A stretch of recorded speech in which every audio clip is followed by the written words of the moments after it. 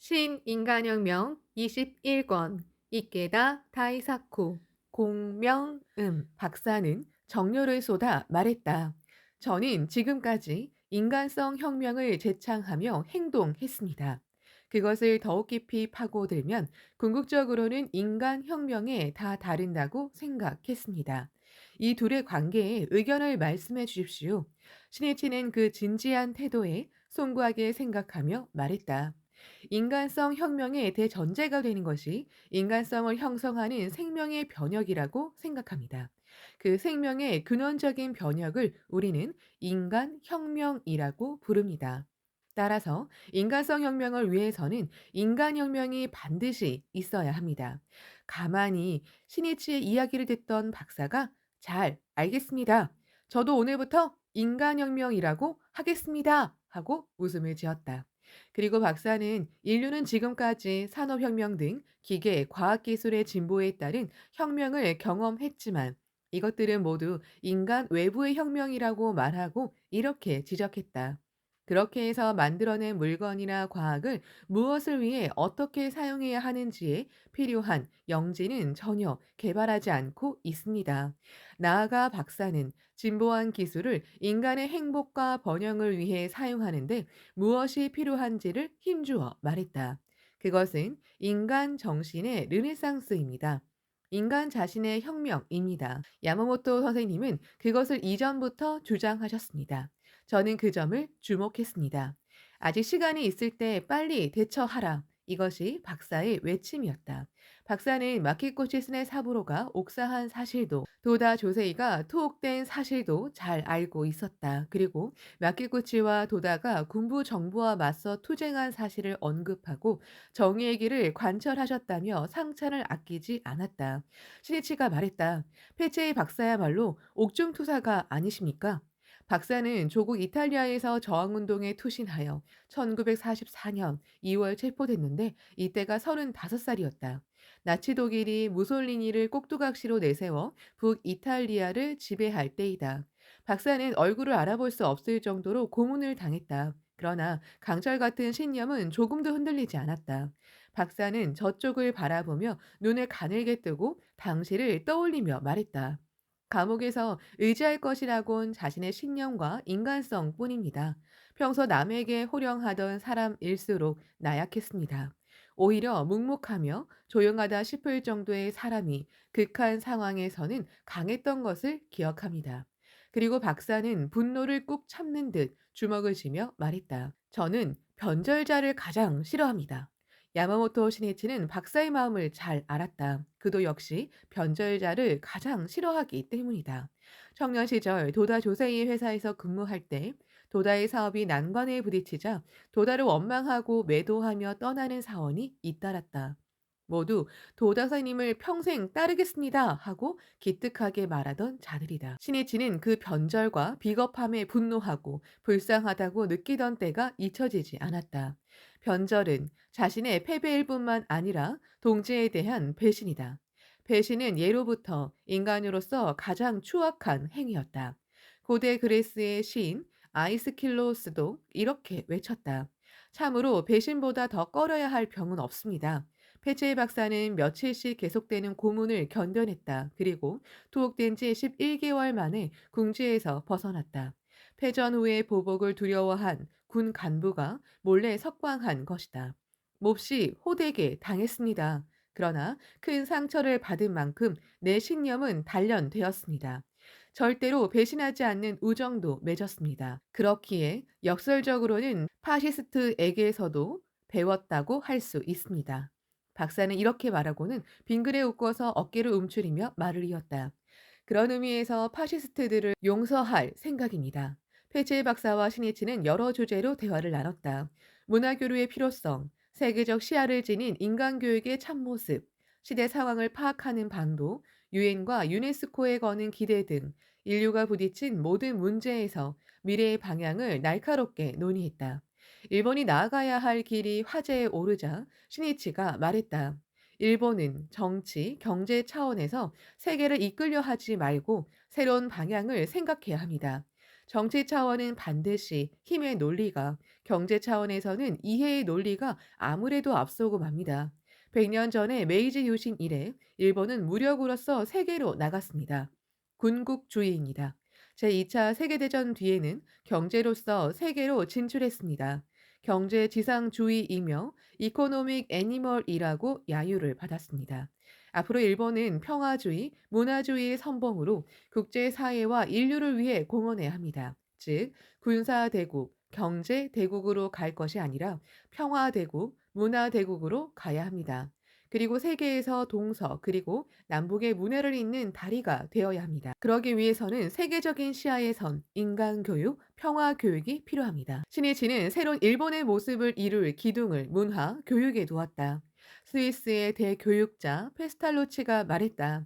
교육과 인간성 연마 그리고 인간의 문화만이 인류를 구할 수 있다. 대담은 인간혁명에서 시작해 다시 인간혁명에 이르렀다. 박사는 과학기술이라는 거대한 힘을 가진 인간이 그 힘을 마음대로 휘두른 결과 오늘날 지구 규모의 위기 상황을 초래했다고 갈파하고 그 근본 요인에 대해 이렇게 역설했다. 그것은 인간 자신의 이기주의입니다. 거기에 인류가 부딪힌 모든 문제의 주요 원인이 있습니다. 따라서 인류가 번영하고 행복하기 위해서는 인간혁명이 필요합니다. 그것이 인류의 미래를 결정합니다. 박사의 눈빛이 필사적이라 할 만큼 진지함을 말해주었다. 신이치는 불법의 관점에서 참된 행복과 인간혁명의 관계를 말했다.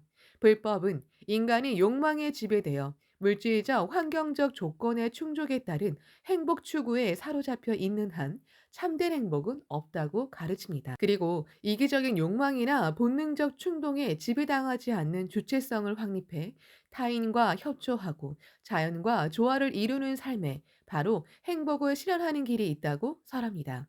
그 삶은 인간의 생명에 내재하고 우주 만물을 통합하는 영원한 법칙에 융합하는 가운데 인간혁명의 길이 있다고 불법은 가르칩니다. 어쨌든 인간의 내면을 변혁하지 않으면 인류가 짊어진 모든 문제를 해결하지 못합니다. 박사가 조용히 고개를 끄덕였다. 불법이 설하는 법칙을 충분히 이해한다고는 할 수 없지만 말씀하시는 뜻은 잘 알겠습니다. 마음에 강하게 울립니다. 페체이 박사도 신이치도 지구적 문제들을 절실하게 받아들이고 인류의 미래를 위해 목숨을 아끼지 않고 꿋꿋이 행동해 왔다. 그렇기에 두 사람은 많은 부분에서 서로 강하게 공감할 수 있었다. 박사가 물었다. 인류가 인간혁명을 해내려면 시간이 얼마나 필요하겠습니까? 인류는 지금 핵무기 문제와 환경 파괴 등 어려운 문제를 참으로 많이 안고 있습니다. 인간 자신의 변혁을 100년이나 기다릴 수는 없습니다. 서두르지 않으면 안 됩니다. 신이치가 답변했다. 인간을 변혁하는 운동은 점진적이어야 합니다. 꽤 많은 시간이 필요합니다. 그러나 행동하지 않으면 씨를 뿌리지 않으면 사태를 타개할 수 없습니다. 저는 금세기에 해결의 단서만은 열고 싶습니다. 이 일을 위해서 앞으로도 더욱더 여러 각도에서 재현을 거듭하여 경종을 울릴 결심입니다. 또 이기주의를 근본적으로 해결하기 위해 우리가 하는 인간혁명 운동에 더한 층 힘을 쏟겠습니다. 야마모토 시니치와 페체이 박사의 대화는 실로 많은 점에서 의견이 일치했다. 약속한 2시간 반은 눈 깜짝할 사이에 지나가고 말았다. 시니치도 박사도 대화하고 싶은 내용이 아직 많았다. 그래서 두 사람은 앞으로도 회담과 편지로 의견을 계속해서 교환해 장래 인류를 개발하기 위한 대담집을 출판하기로 서로 확인했다.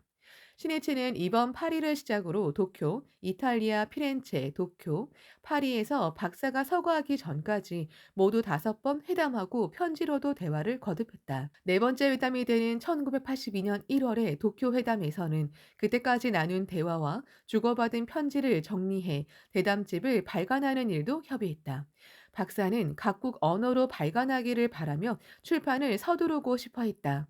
인류의 미래를 위해 한시라도 빨리 하고 입버릇처럼 말했다. 마지막 회담이 된 1983년 6월의 파리 회담 때는 박사가 미국에서 달려오기로 했다. 그때 파리 공항에서 짐을 모두 도둑맞았다. 그러나 약속 시간에 맞추기 위해 도난 신고도 나중으로 미루고 차를 몰고 달려왔다. 이듬해인 1984년 3월 박사가 타계한다. 75살이었다. 박사는 아주 성실한 사람이었다. 인류의 미래를 열기 위해 정면에서 끝까지 투쟁한 사람이었다.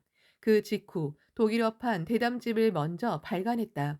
제목은 더 늦기 전에이다.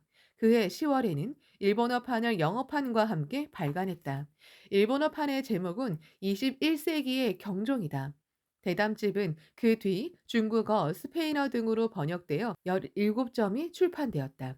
오늘날의 인류는 대부분 대기오염에 따른 지구온난화 등을 심각하게 받아들이기 시작했다. 그것을 외친 선구자가 박사다. 세계를 변혁할 수 있는 것은 청년이다. 청년의 인간혁명으로 세계는 변한다. 박사가 만년에 아들에게 한 말이다. 스니치는 그 아들과도 깊이 교류해 왔다.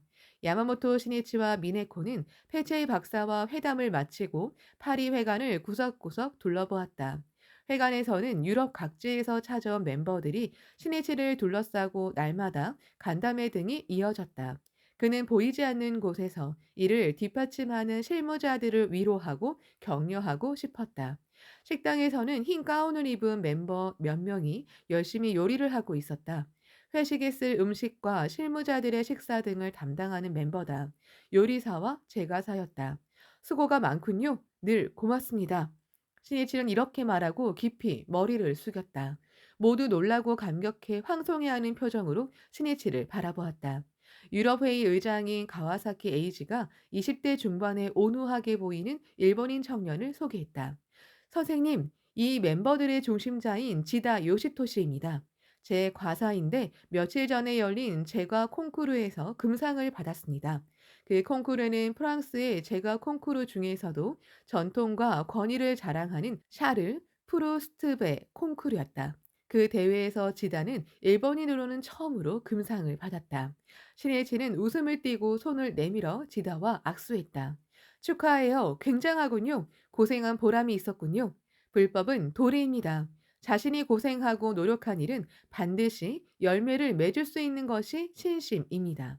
지다는 신이치의 손을 꼭 잡으며 자신의 과거를 떠올렸다. 그는 7년 전에 파리에 왔다. 지다의 아버지는 도쿄에서 제과점을 운영했다. 아버지를 따라 과자 품평회에 참석하면서 과자에 매료되어 고등학교 시절에 제과사가 되겠다고 결심했다.